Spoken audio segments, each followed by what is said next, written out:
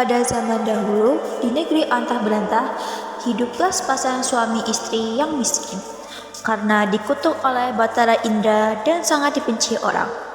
Setiap mereka mengemis, mereka selalu dipukul, bahkan mereka sampai diusir hingga ke hutan. Oleh karena itu, tinggallah mereka di hutan. Mereka hanya memakan batang serta buah-buahan yang ada di sana.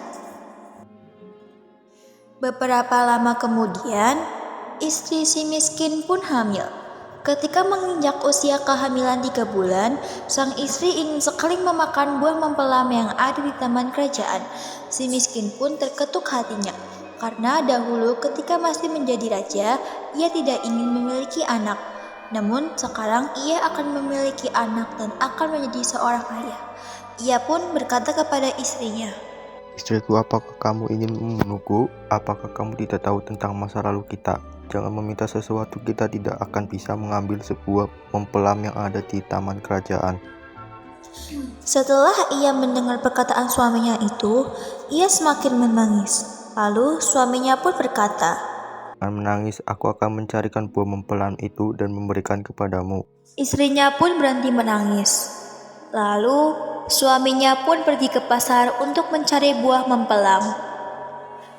Ia ragu untuk meminta buah tersebut, karena ia takut orang akan memukulinya. Pedagang buah mempelam pun bertanya kepadanya, Hai miskin, apa yang kamu inginkan? Jika Tuhan memiliki belas kasih, berikanlah saya sebiji buah mempelam yang sudah busuk, Tuhan. Lalu si pedagang pun memberikan si miskin buah mempelam, makanan, serta kebutuhan lainnya. Si miskin pun heran karena biasanya ia selalu dipukuli, diusir, hingga dilempari kayu dan batu. Setelah ia berpikir seperti itu, ia pun pergi ke hutan untuk menemui istrinya. Istriku, ini buah mempelam, makanan, pakaian, dan beberapa buah lainnya. Kemudian istrinya menolak apa yang diperoleh si miskin tersebut. Istrinya pun menangis dan tidak mau makan jika itu bukan buah mempelam yang ditanam di taman kerajaan. Istrinya pun berkata, Biarkan saja aku mati. Si miskin pun sangat terpukul melihat perbuatan istrinya. Kemudian ia pergi menghadap Maharaja Indradewa yang saat itu sedang mengadakan pertemuan raja. Lalu ia masuk ke dalam dan Baginda Raja pun berkata, Hai miskin, apa yang kamu inginkan? Si miskin pun menjawab sambil memohon, Tuanku, ampunilah hamba. Hamba datang ke sini ingin meminta buah mempelam yang sudah jatuh ke tanah, Tuanku. Tolong ambilkan setangkai buah mempelam untuk si miskin ini. perintah raja kepada prajurit kerajaan. Si miskin pun berterima kasih dan menuju pulang ke rumahnya yang ada di hutan. Setelah dilihat oleh sang istri akan si miskin datang membawa setangkai buah mempelam, ia pun tertawa senang sambil memakan buah mempelam tersebut.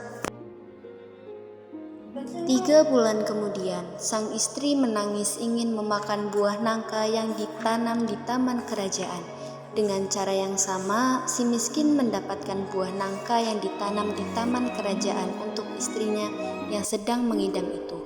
Selama si istri miskin hamil, banyak makanan, pakaian, beras, dan peralatan yang diberikan kepadanya.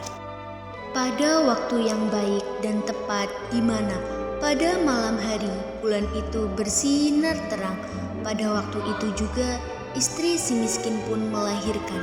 Ia melahirkan seorang anak laki-laki yang sangat tampan. Anak itu pun diberi nama Mahakarma, yang artinya anak di dalam kesulitan. Takdir Allah Subhanahu wa Ta'ala melimpahkan kepada hambanya. Si miskin pun menggali tanah untuk membuat tempat tinggal keluarganya.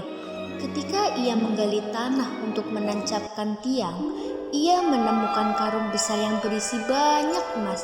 Istrinya pun datang melihat dan berkata, Emas ini tidak akan habis sampai anak cucu kita, suamiku.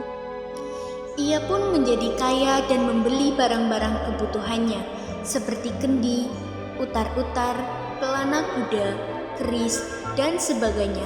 Lalu ia menimbang-nimbang anaknya dan berseru, "Jika engkau sungguh-sungguh anak dewa yang ingin menerangkan wajah ayahanda ini, biarkan negeri di hutan ini menjadi negeri yang lengkap dengan kota parit dan istana serta menteri rakyat semua raja besar."